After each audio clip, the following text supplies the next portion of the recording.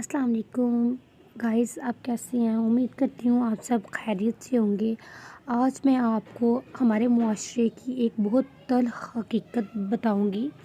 जब एक कपल एक बच्चे के बाद दूसरे बच्चे के लिए वक्फ़ा कर रहा होता है या फिर कुदरती वक्फ़ा हो रहा होता है, तो लोग कहते हैं बच्चा करो, जल्दी करो, रिज़्क़ की फ़िक्र ना करो, रिज़्क़ अल्लाह देगा। जैसे इस तरह के जुमले बोलकर कपल को मज़ीद स्ट्रेस बढ़ाते हैं। मगर कोई ये क्यों नहीं कहता कि परवरिश मुश्किल है। एक छोटे बच्चे के लिए माँ की तवज्जो बांटना मुश्किल है। दो बच्चों के साथ घर को देखना मुश्किल है। घर और दो बच्चों के साथ शोहर को राज़ी रखना मुश्किल है। शोहर की फ़िक्र और घर और बच्चों की ज़िम्मेदारियों के साथ कमज़ोरी कंट्रोल करना बहुत मुश्किल है। और इन सब के साथ पोस्टमार्टम डिप्रेशन की वजह से खुद को रोने से रोकना मुश्किल है।